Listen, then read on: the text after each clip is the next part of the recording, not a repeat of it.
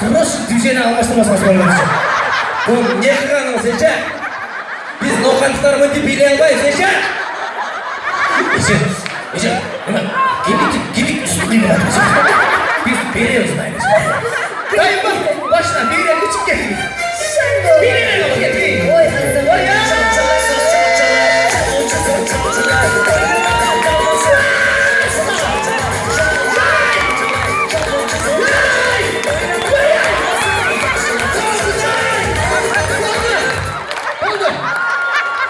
Telefonu öptüm.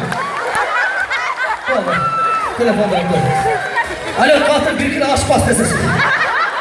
Sen gelin mi yaşam arkadaşlar? Yok öyle öyle değil. Bak kendine geri gelecek. Yığı topluyor. Çocukların karmalar.